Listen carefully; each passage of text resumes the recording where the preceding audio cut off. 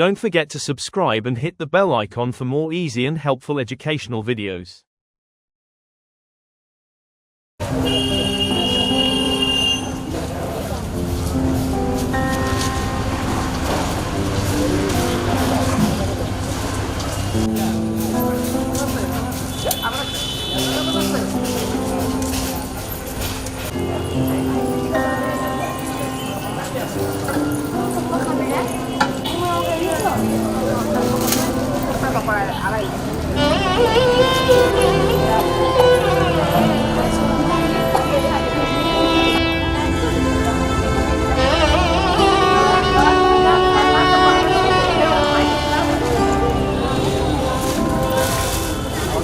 नमस्कार, आप देख रहे हैं फैक्ट फाइंडर और मैं आपके साथ आकृति सिंह। हमारे साथ इस समय रामव्रता और अंजन मौजूद हैं, कैमरामैन।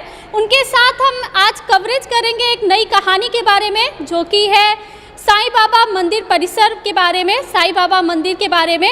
इस समय हम अमतली स्थित साईं बाबा मंदिर प्रांगण में मौजूद है, जहाँ पे इस समय साईं बाबा मंदिर की आस्था, पूजा और अर्चना के बारे में हम अपने टीवी चैनल के माध्यम से आप तक पहुँचाएंगे।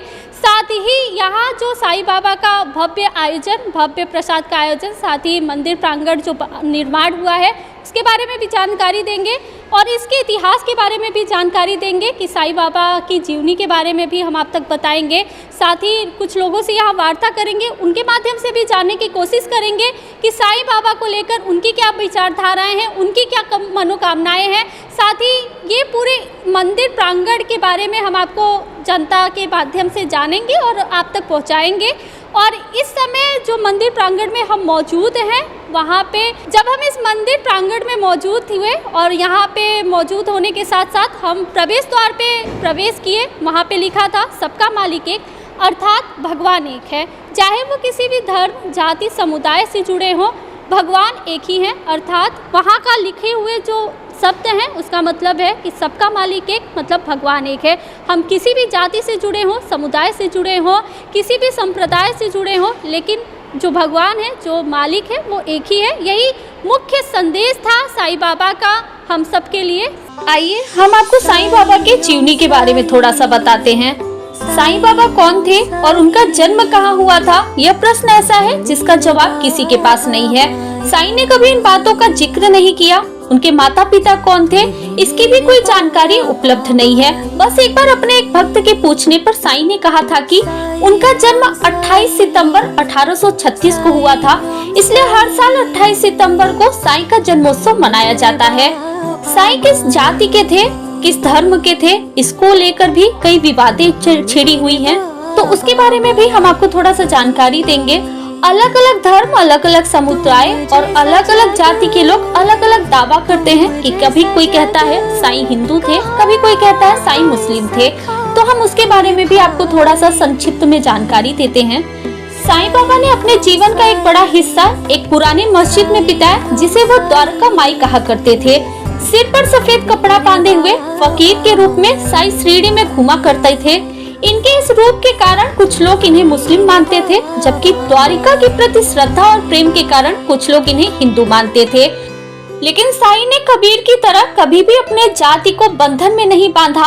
हिंदू हो या मुस्लिम, साईं ने सभी के प्रति सामान्य भाव रखा। कभी भी इस बात का उल्लेख नहीं किया कि वह किस जाति के हैं। साईं ने हमेशा मानवता, प्रेम और दयालुता को अपना धर्म माना।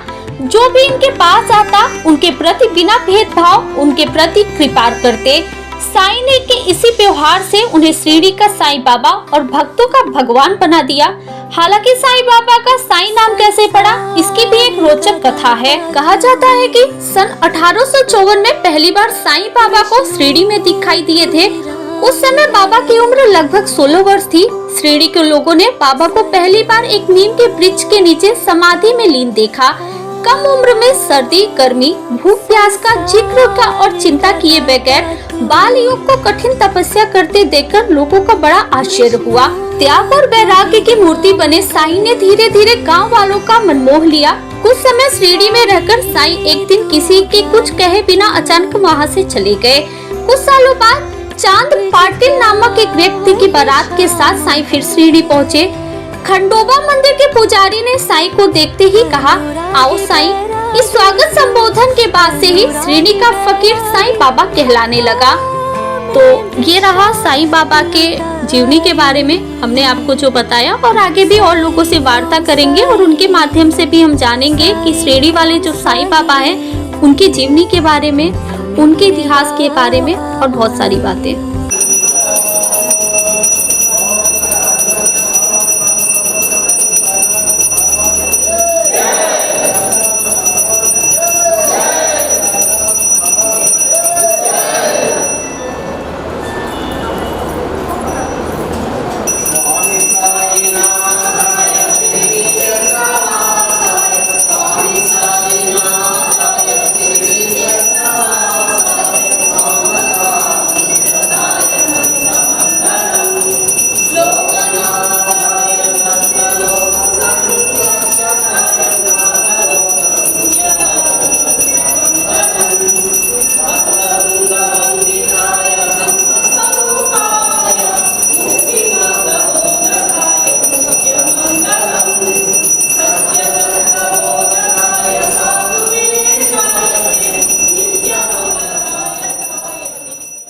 इस समय हमारे साथ इस मंदिर परिसर के ट्रस्ट सेक्रेटरी मौजूद हैं। उनके माध्यम से हम जानेंगे इस मंदिर के इतिहास के बारे में, इस मंदिर की उनकी लेकर क्या विचारधाराएं हैं, साथ ही साईं बाबा के बारे में भी हम उनके माध्यम से जानेंगे। तो आइए बात करते हैं और जानते हैं साईं बाबा के मंदिर के बारे में, उनके विचारधाराओं के बारे में और बहुत सारी बातें। नमस्कार सर। नमस्ते। ओम श्री साईनाथाय नमः।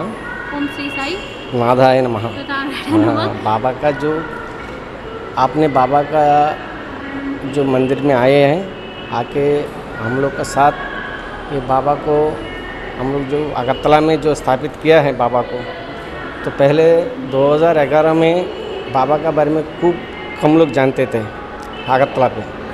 तो उसी टाइम हम लोग ने सोचा है कि यहाँ पर अगरतला में साईं बाबा का मंदिर बने। तो उसी टाइम में हम लोग 2011 में ट्रस्ट को स्थापित किया। उसके बाद 2013 में हमारा ट्रस्ट का प्रेसिडेंट है शेख मोहल अली, हैदराबाद का रहने वाला है। उन्होंने उनका अब मेरा जो ट्रस्ट का ट्रेजरर है हृदय रंजन चौधरी, तो हम लोग सब मिल के एक मंदिर का काम स्टार्ट किया 2013 में। तो ये कंप्लीट हुआ आपको 2020 में समझ लीजिए, एक्चुअली 19 को कंप्लीट हुआ। उस टाइम कोविड का वजह से ये हम लोग 2 साल पीछे टालना पड़ा। उसके बाद 2021 अप्रैल 26 तारीख को, उस टाइम में जो त्रिपुरा का मुख्यमंत्री थे बिप्लब कुमार देव जी ने, उनका हाथों से ये मंदिर को उद्घाटन किया गया है। उसके बाद एवरी ईयर हम लोग कंटिन्यू इसका वार्षिकोत्सव भी मनाते हैं आपको रामनवमी के दिन में। रामनवमी के टाइम में हम लोग बाहर से पंडित जी आते हैं हैदराबाद से। वो लोग उस टाइम में मतलब स्टार्टिंग में तो चीफ मिनिस्टर बिप्लब कुमार देव जी ने किया था। उसके बाद हमारा मानिक शाह जी भी किया। उसके बाद फिर डॉक्टर इंद्र सेना रेड्डी हमारा जो गवर्नर साहब है, उन्होंने भी पूजा किए थे रामनवमी में। और इस साल में फिर मानिक शाह जी ने ये पूजा किया है रामनवमी का। ये छोड़कर भी हम लोग दिवाली मनाते हैं। उसके बाद विजयदशमी है, जहाँ पर माँ का इधर में ये है। तो विजयदशमी भी का टाइम में भी हम लोग इसको ये करते हैं। और नया साल एंड सबसे ये है कि आपको गुरु पूर्णिमा, उसको भी हम लोग मनाते हैं। जैसा कि हम देखते हैं, दो अलग अलग समुदाय के लोग, दो अलग अलग विचारधाराओं के लोग, जैसे हिंदू और मुस्लिम जो दो अलग अलग समुदाय के लोग हैं, किन्हीं का दावा है कि वो साईं बाबा जो हैं वो हिंदू हैं, किन्हीं का दावा है कि साईं बाबा मुस्लिम है। उनके बारे में, इस विचारधारा के बारे में आपका क्या कहना है?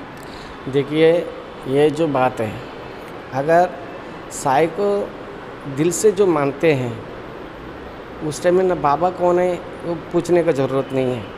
अगर जिसको इसको कंट्रोवर्सी करना है, ये जो अगर बाबा का जो लीला है इतना है, जितने भी बाबा का पास भक्त जा रहे हैं सब गरीब और कमज़ोर और निर्धन लोग जा रहा है बाबा का पास। क्योंकि बाबा का पास जो साईं को गुरु मानते हैं, साईं को पास जो भी आते हैं उसका वो खाली हाथ लौटता नहीं है। जो भी उनका मंदिर में आके उनका जो मन्नत है, अगर वो बाबा को बोलेंगे, बाबा उसको खाली हाथ नहीं भेजता है। और जहाँ तक आपका जो प्रश्न है, जो अलग अलग समुदाय का लोग अलग अलग कुछ कहते हैं बाबा के बारे में। देखिए, ये जो कहने वाला तो बहुत कुछ कहते हैं, श्री कृष्ण भगवान के बारे में भी कहते हैं और लॉर्ड वेंकटेश्वर जी के बारे में भी कहते हैं। तो देखिए, लॉर्ड वेंकटेश्वर का भी बीबी है, बीबी नांचारी, उन्होंने तो मुस्लिम संप्रदाय का है। तो आज उनको अगर हम लोग हिंदू का सबसे कलयुग दैव कहते हैं, तो उन्होंने भी तो मुस्लिम का एक औरत को ने शादी किया है ना, आप देख लीजिए। तो वैसे है ना, बहुत लोग, अगर हमारा जो प्रधानमंत्री नरेंद्र मोदी जी, उन्होंने भी शिरडी को विज़िट किया, बाबा का दर्शन किया है, और एक बार नहीं 2 बार उन्होंने बाबा को दर्शन किया है। और सबसे बड़ा बात है, देखिए, बाबा का पास जो भी आते हैं उनको कोई मन्नत लेकर वो कभी खाली हाथ लौटेंगे नहीं, ये तो आपको बोल चुका है। और सबसे पहले है ना, उनका घर में कभी लेमी जो कहते हैं वो नहीं रहेगा, मतलब हर चीज़ बाबा ने फुलफ़िल करके रखते हैं। इसके लिए कहने वाला कहता है, किंतु आप एक बार शिरडी जाइए, शिरडी में ना हिंदू, ना मुसलमान, ना ईसाई, ना सिख, ना बौद्ध, सब संप्रदाय का मनुष्य बाबा का पास जा रहा है। अगर वो लोग ऐसे सोचते तो वो लोग नहीं जाते। कुछ कम परसेंटेज का आदमी है, वो लोग ऐसे कंट्रोवर्सी का बात को लेकर वो एक्चुअली क्या है ना, मीडिया का सामने पब्लिसिटी का स्टंट के लिए ये कुछ करते हैं, इसके अलावा और कुछ नहीं। आपने जो कहा था बाबा का बारे में, देखिए, बाबा जिस टाइम में शिरडी में रहते थे, द्वारका माई में बैठते थे, तो लोग उनके पास कलकत्ता से जाते थे, कहीं आंध्र प्रदेश से जाते थे, विभिन्न जगह से देश का उनके पास पहुंचते थे। तो बाबा ने एक भक्त को पूछा, तुम कहाँ से आया? बाबा, आपका दर्शन के लिए मैं 2 दिन से इंतज़ार कर रहा हूँ, मैं कलकत्ता से आया। तो बाबा ने उस टाइम में कहा, तुम उधर में रामकृष्ण परमहंस जी को पूजा करो, समझो मेरा कोई पूजा कर रहा है, तुम कभी मेरे पास आने की ज़रूरत नहीं। वो उस टाइम में ये भी कहा, जहाँ जहाँ बाबा गुरु जी हैं, जैसे देखिए कि राम ठाकुर जी है, अनुकूल ठाकुर जी है, लोकनाथ बाबा है, आनंदमयी भी है, जिसको जो भक्त है उनका कहना है कि उनको ही सेवा करो, समझो मेरा को ही कर रहा है, तुम कष्ट करके तुम मेरे पास आने की ज़रूरत नहीं है। और बाबा का ये लीला एक बताना चाहता हूँ आपसे। एक बार क्या हुआ, एक माँ ने बाबा का दर्शन के लिए निकला वो शिरडी, तो एक्चुअली उनका शिरडी पहुँचने में उस टाइम देखिए, आज 1910 का बारे में मैं कह रहा हूँ आपको। तो उस टाइम में देखिए, उस टाइम में हमारा ट्रांसपोर्टिंग ऐसा नहीं था, तो उस टाइम आदमी लोग है ना, खाना बंद करके पैदल में जाके पहुंचना पड़ता था, बहुत गरीब लोग, ठीक है ना। तो माँ ने क्या किया, उन्होंने 4 तो रोटी बनाया बाबा के लिए करते, उन्होंने क्या किया, उनका घर से दर्शन के लिए निकला। तो 10 बज गया, सुबह 6 बजे निकला उन्होंने, 10 बज गया तो रास्ता में उनको भूख लग रहा था, तो बोला ये मैं कैसे खाऊं। तो उस टाइम में वो भूख से ये नहीं कर पा रहा था, तो उस टाइम में उन्होंने 2 पीस खा लिया, खा के फिर दर्शन के लिए गया। तो बाबा का पास पहुंचने का टाइम इतना भीड़ था, शायद आप ये पिक्चर में भी देखा होगा शिरडी साई का जो इसमें, तो उस टाइम में देखिए वो बाबा तक नहीं पहुंच पा रहा था। तो बाबा ने इतना भीड़ था, बाबा ने बहुत दूर था, मिनिमम आपको समझ लीजिए कि 200 मीटर का पीछे था, बाबा द्वारका माई में बैठा है। तो उस टाइम में उन्होंने महाल सपति को बोला, उनका एक शिष्य थे, उनको बोला कि देखो मेरे लिए मेरा माँ खाना लेकर आया, तुम जाके उसको लेकर आओ। तो उन्होंने कहता है कि कहाँ है, इधर में तो कोई नहीं है, देखो पीछे हमारे पास आ नहीं पा रहा था, वो गिर गया। तो वहाँ जाके पहुँच के देखा तो सचमुच माँ ने गिरा हुआ था। तो उन्होंने उनको लेके गया बाबा का पास, तो बाबा को देखकर उन्होंने खुशी हो गया, रो रहा था। तो बाबा ने कहा उनको, तुम मेरे लिए खाना लेकर आए हो, तुम इतना इंतज़ार क्यों कर रहे हो, मेरे को भूख लग रहा है, तो मेरे को आगे रोटी दो। तो बाबा हम ये रोटी तुमको नहीं दे सकते हैं। तो बाबा ने पूछा क्यों, बोला कि मैंने इसको खुद खा लिया, तो इसलिए मैं खाना हुआ आधा खाना मैं आपको नहीं दे सकता। बाबा ने बोला देखो तुमको मैं माँ, तुम मेरा माँ हो, तो माँ का हाथ का खाना मैं नहीं खाऊंगा तो कौन खाएगा, ये बोलकर बाबा ने वो बाकी रोटी भी खाया। ये एक्चुअली है ना, बाबा कभी ये नहीं सोचा कि ये बाबा अगर शिरडी में रहते थे, बहुत लोग उनका पास पहुंचते थे, उस टाइम में बहुत धनी लोग भी जाते थे, बाबा तुम शिरडी में बैठो, मैं तुमको ये सिल्वर का थाली, चांदी का थाली से मैं खाना लेकर आऊँगा। तो बाबा कहते थे मेरे को ये खाना अच्छा नहीं लगता है, मैं 5 घर से भिक्का करके वो खाना खाऊँगा, वही करते थे बाबा। बाबा ऐसे नहीं है कि मैं अच्छा जगह में बैठूंगा। बाबा जब सोते थे एक ईंटा का ऊपर माथा रख के सोते थे, क्योंकि देखिए उन्होंने एक योगी है, उन्होंने आदमी को सिखाया कि तुम लोग धर्म से चलो, सही स्थान पर पहुंचो। तो बाबा ने जो कुछ सिखाना चाहते थे भक्त को, वो खुद पहले करते थे। जो भी उनका पास गुरुजी आते थे उनको ये भी बोलते थे कि मतलब उनको सेवा करते थे, उनको पूरा आपको पाँव चरण उनको पानी से ये करते थे, वो पानी भी माथा में लेते थे, ये सब करते थे। यही बाबा क्या कहना है कि जो भी गुरुजी है उनको पूजा करो, समझो मेरे को ही पूजा कर रहा है। जैसा हमें देखने को मिल रहा है, बहुत ही भव्य तरीके से ये मंदिर का निर्माण हुआ है। तो लगभग कितना बजट इसको आवंटित किया गया था इतने भव्य मंदिर के निर्माण को? थोड़ा सा उसके बारे में हमें जानना है। तो एक्चुअली ये जो मंदिर निर्माण के लिए जो हम लोग ट्रस्ट स्थापित किए थे, उस टाइम में हमारा जो ट्रस्ट का प्रेसिडेंट है शेख मौला अली जी ने, उन्होंने कहा कि हम लोग मंदिर स्टार्ट करते हैं तो बाबा का जितने ज़रूरत है, उन्होंने भी बहुत अमाउंट डोनेट किया है उनका कंपनी का माध्यम से, उनका पर्सनल भी। और वो छोड़कर भी बाबा मंदिर स्टार्ट करने के बाद ऐसे हुआ है चमत्कार, जब हम लोग सोचते थे कि कल टाइल्स लगाना है तो कोई आके बोलता है कि हम सोचे भी नहीं कि कल सुबह क्या होगा, किंतु एक आदमी आके खड़ा होकर बोलता है कि मैं कल टाइल्स दूंगा मंदिर के लिए। इलेक्ट्रिकल का बारे में कुछ काम करना है, हम लोग सोचते हैं कल कैसे होगा ये काम, तो दूसरे दिन कोई ना कोई आके बोलता है कि मैं ये काम करके दूंगा। आज एक मिरेकल का बात है, आज आपने मेरे पास आया है, आप विश्वास नहीं करेंगे, एक तो पहले हम लोग जो अन्न प्रसादालय बना रहा है, तो एक्चुअली कि नीचे का पोर्शन का टाइल्स तो रेडी है, तो हम लोग सोच रहे हैं कि ऊपर का टाइल्स कैसे ये करेंगे। तो अभी जस्ट एक डिवोटी ने, आपका जैसे है उम्र है, बोल रहे हैं कि अंकुल हम कुछ करना चाहते हैं बाबा के लिए, टाइल्स का कुछ क्या कवर है।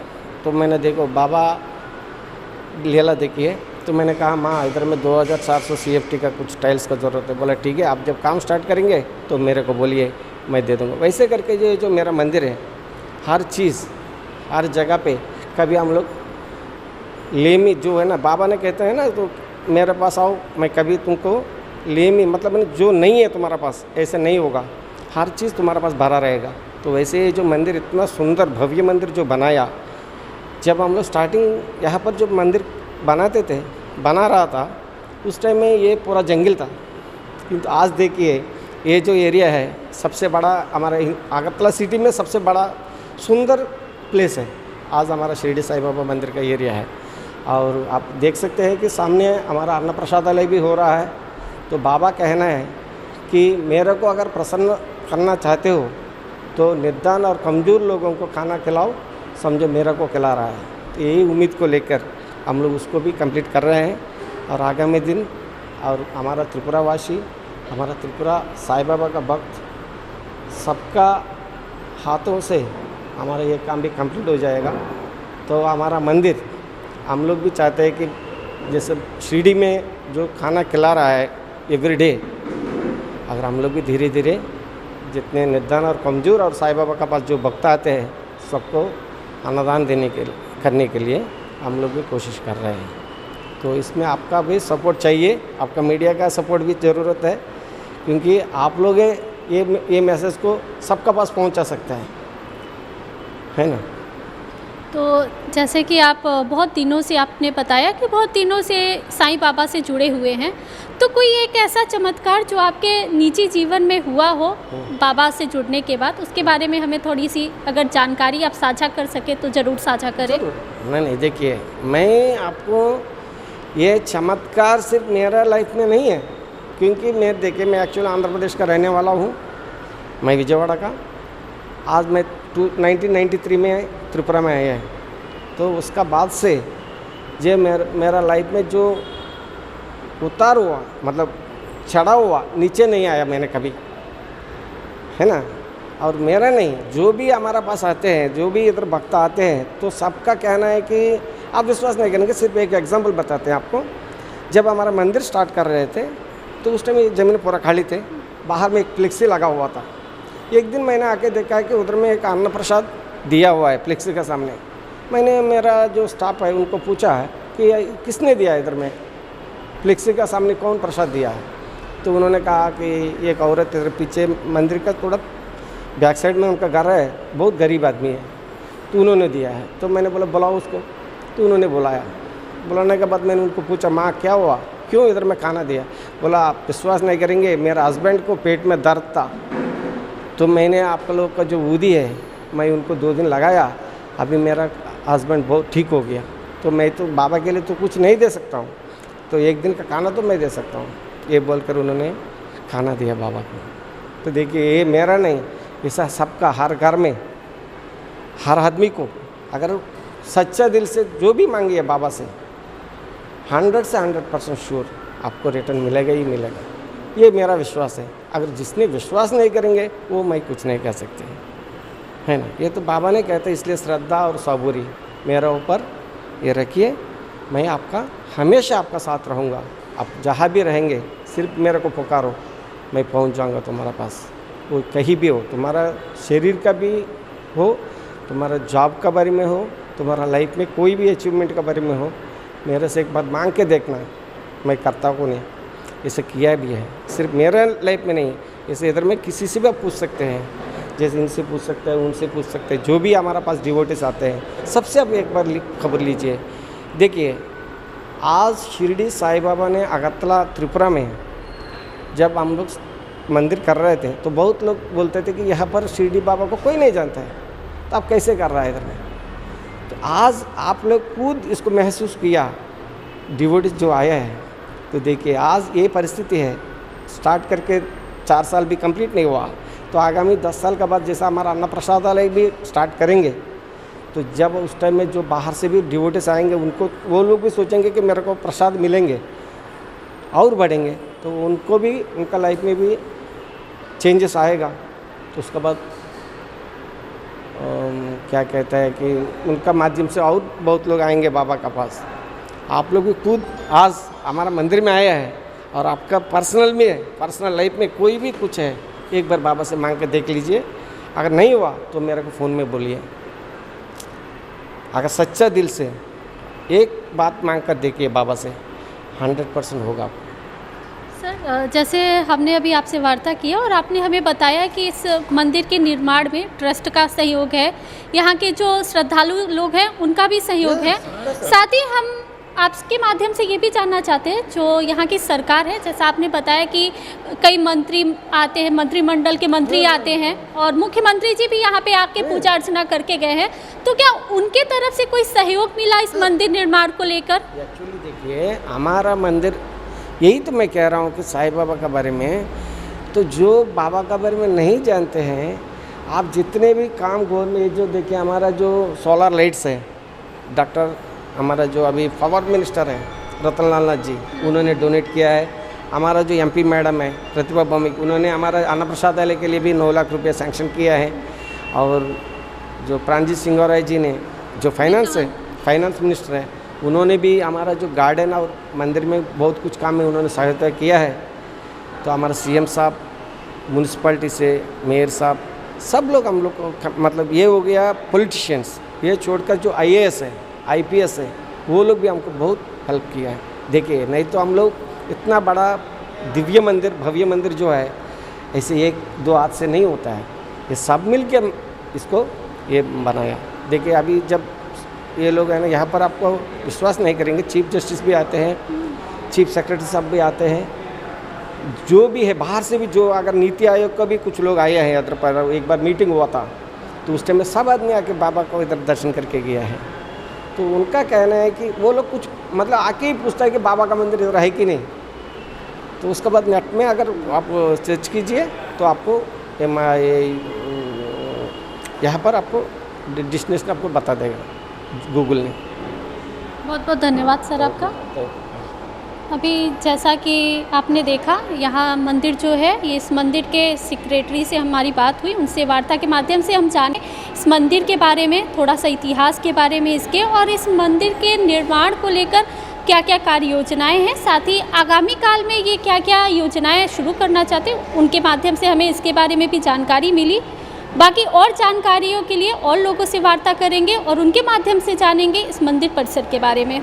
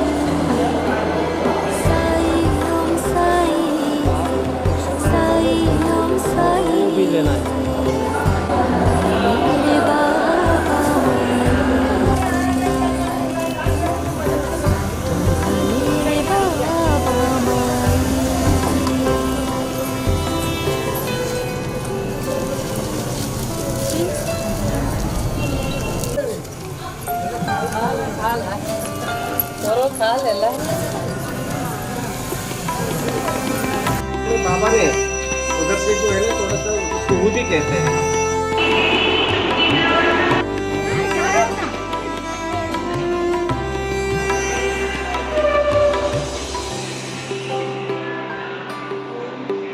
इस समय हमारे साथ मंदिर परिसर के मुख्य पुजारी मौजूद हैं। आइए उनके माध्यम से जानते हैं पूजा अर्चना के बारे में साईं बाबा के, और साथ ही साईं बाबा के बारे में भी इनके माध्यम से जानेंगे और आगे भी बहुत सारी बातें इनके माध्यम से हम जानकारी प्राप्त करेंगे। नमस्कार। ओम साई राम। ओम साई राम।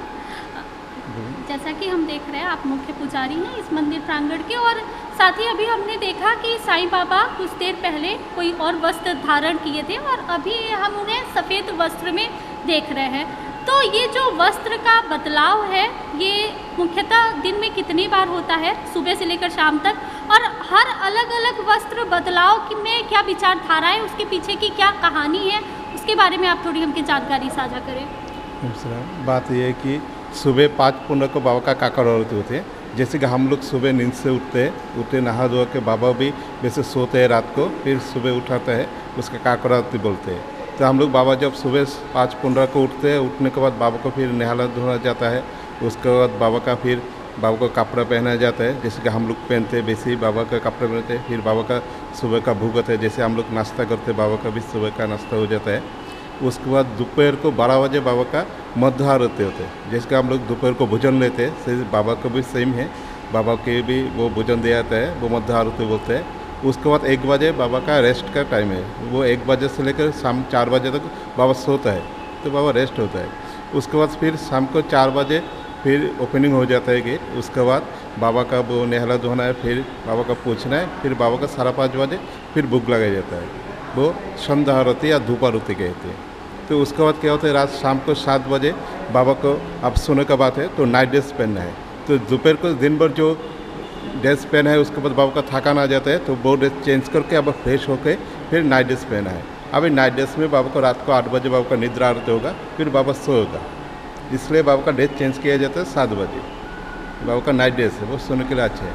और सबसे बड़ी बात है बाबा का ये 4 बार आरती होता है। सुबह 5 पुण्य को काकड़ आरती, दोपहर को मध्य आरती, शाम को होते 5:30 बजे होते धूप आरती या संध्या आरती, और रात को 8 बजे होते निद्रा आरती या शेष आरती। उसका बाबा तो क्लोज होता है। इधर पे आगे हमारा धोनीगढ़ है। इधर धोनीगढ़ के क्या होते हैं, इसमें जो 24 आवर्स इधर पे आम काष्ठ और चंद्र काष्ठ के ऊपर उसके ऊपर जो धूमि हो जाता है उसे हवन होता है, इसके धूमिगढ़ होता है। इसके जो राख होते हैं उसे विभूति कहते हैं हम लोग, कोई उदी कहते हैं, कोई विभूति कहते हैं, वो अपने अपने श्रद्धा की बात है। तो वो क्या कहते हैं, हम लोग जो भी कोई भी कष्ट है, कोई भी बीमारी हो, हल्का सा विभूति लेना है, वो थोड़ा सा खाना है, थोड़ा सा सर में लगाना है, वो कष्ट हमें आपसे आप बाबा की कृपा से मेहरबानी से वो हल हो जाता है। वो सबके बाबा की मेहरबानी है। आप हो सके तो 24 आवर्स आप देखेंगे इसमें धूमिगढ़ में धुआं उठते रहते हैं, वो आग पकड़ रहते हैं। कोई भी श्रद्धालु चाहे तो वो आ सकते हैं, बाबा का धूमि विभूति ले सकते हैं, कोई भी बीमारी हो, कोई भी कष्ट हो, बाबा को बोलना है, वो विभूति थोड़ा सा लगाना है, अपने आप सही हो जाना है। बाबा का इतना मेहरबानी है, सिर्फ साथ से दिल से बाबा को बोलना है, बाबा को मानना है, बाकी सब अपने आप हो जाना है। पुजारी जी, हमने हमेशा देखा है, मतलब जो पुरातन इनकी जो चित्र है वो साईं बाबा की, उसमें हमने देखा कि हमेशा जो सफ़ेद वस्त्र है वो धारण करके वो हमें दिखे। लेकिन फिर जैसे बदलाव हुआ, धीरे धीरे समय गुजरता गया, हमने देखा कि जो वस्त्र का धारण का है तहजीब वो बदला गया। तो जो सफ़ेद वस्त्र था और जो अभी रंगीन वस्त्र में उनको देखा जाता है, वो जो बदलाव हुआ है वो किस विचारधारा को लेकर बदलाव किया गया, या फिर उसके पीछे कोई कहानी है, उसके बारे में आप हमें बताएं। नहीं, इससे कोई कहानी नहीं है। इससे कि बाबा जो रहते थे तो वो साबित वस्त्र पहनते हैं। अभी भी हम लोग जो नाइट ड्रेस पहनते हैं वो साबित ही पहनते हैं। बाबा जो पे के सोता है कंफर्टेबल रहते हैं साबित वस्त्र में। तो अभी क्या होते हैं, श्रद्धालु का भक्त के सब अपने दिल की बात है, मन की बात है, वो क्या करते हैं, बाबा को चलो हम लोग ड्रेस चेंज करते हैं, बहुत सारे कलर आ गया, बहुत सारे अभी कलर हो गया, तो बाबा को थोड़ा पहन लेते। जैसे बाबा जब रहते थे तो क्या होता है, बहुत तेल अपने घर में अपने जो मस्जिद में रहते तो उसमें दिया जलाने के तेल मांग के जलाते। हम लोग अभी श्रद्धालु ऐसे ही घी के बाती धराते। बाबा जब रहते वो तेल के बाती धराना भी कष्ट हो जाता, अभी घी के बाती धराते। वैसे अपने मानना है दिल से, जो बाबा को कोई जितना भी अच्छा हो सके बाबा को पहनाना है, उतने वस्त्र देना है, उस हिसाब से हम लोग बाबा का भी वस्त्र होते। जो भी कोई भी भक्त बाबा को जैसा वस्त्र रहते वैसे पहनाते, लेकिन अंदर का जो है वो साबित ही रहते। जैसे कि हम लोग नाइट ड्रेस अभी भी साबित पहना रहे, अंदर का जो है वो रेली वो साबित ही रहते। ऊपर का उसके ऊपर जो वस्त्र पहने थे वो श्रद्धालु जो जैसे आनते हैं वैसे बचते, क्योंकि अपने दिल की बात है, उसको तोड़ना नहीं चाहिए। तो आपको क्या नहीं लगता कि जैसे अभी आपने हमें बताया अपने बातों में कि जो पहले घी का, अभी तो घी का दीपक है, पहले तेल का दीपक जलाया जाता था, और सफ़ेद वस्त्र जो अभी मैंने आपको बोला उसके बारे में, इन दोनों बातों को लेकर हम आपसे एक सवाल करना चाहते हैं कि क्या आपको नहीं लगता जो हमारी पुरातन संस्कृति और परंपरा है उसको धीरे धीरे बदलाव हो रहा है, और ये एक बड़े पैमाने पे बदलाव जो हमारी संस्कृति और जो हमारी परंपरा है पुरानी, उसको घात कहीं मिल रहा हो, ऐसा हो सकता है? नहीं, वो परंपरा पुरानी है, सफ़ेद वस्त्र पुरानी है। तेल का बातें अभी भी देखिए, तेल का जो देह है वो पुरानी है। अभी भी इधर 2 बातें जल रहे हैं वो तेल का ही है, और अभी भी जो वस्त्र पहने वो साबित ही है।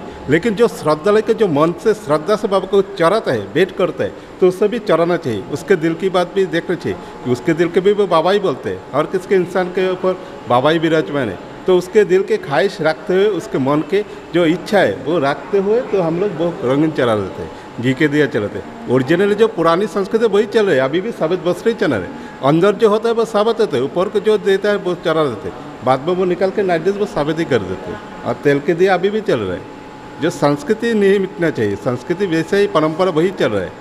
जस्ट थोड़ा सा रंगीन आ गया तो थोड़ा सा अपने दिल के हिसाब से, हर किसी के श्रद्धालु का जो अपने मन की विश्वास है उसके हिसाब से थोड़ा सा चेंज आ गया। बहुत बहुत धन्यवाद आपका। अभी हमने यहाँ के मुख्यतः पुजारी के माध्यम से जाना मंदिर के बारे में, साथ ही उन्होंने बताया पुरातन संस्कृति और परंपरा के साथ जो जुड़ाव है और आधुनिक जो संस्कृति और परंपरा है उस जुड़ाव को, दोनों को संतुलन बना के किस जरिए से, किस माध्यम से इस मंदिर में पूजा अर्चना की जा रही है, उनके माध्यम से हमने ये भी जाना। साथ ही और लोगों से हम वार्ता करेंगे और उनके माध्यम से भी हम जानेंगे।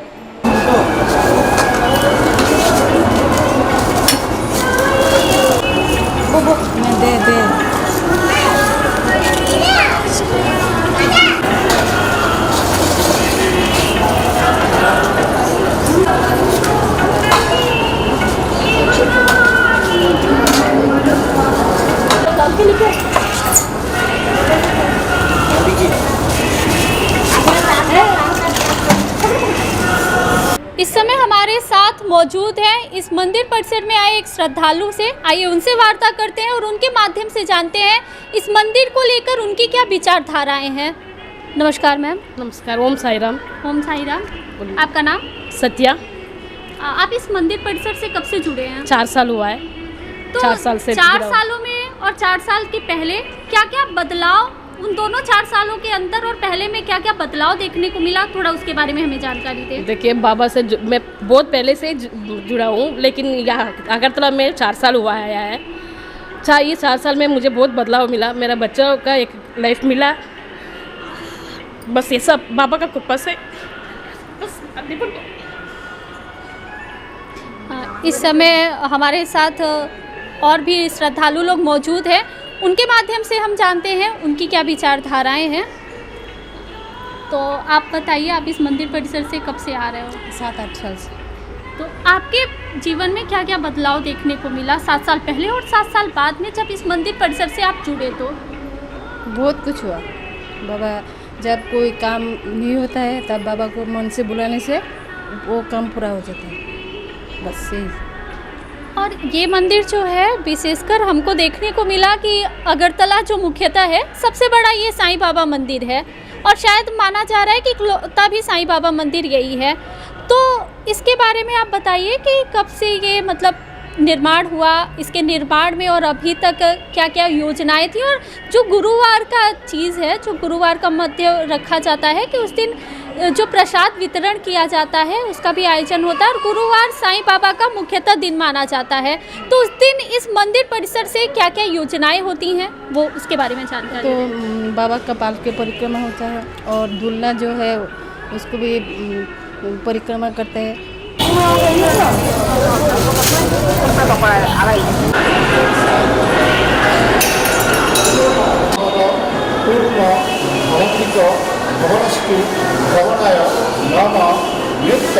अभी तक आपने आपको दिखाया अपने चैनल के माध्यम से साईं बाबा मंदिर परिसर के बारे में, साथ ही यहाँ की पूजा अर्चना के बारे में, यहाँ के लोगों से वार्ता किया, उनके विचारधाराओं के बारे में भी हमने सुना, साईं बाबा को लेकर उनकी क्या विचारधाराएं हैं।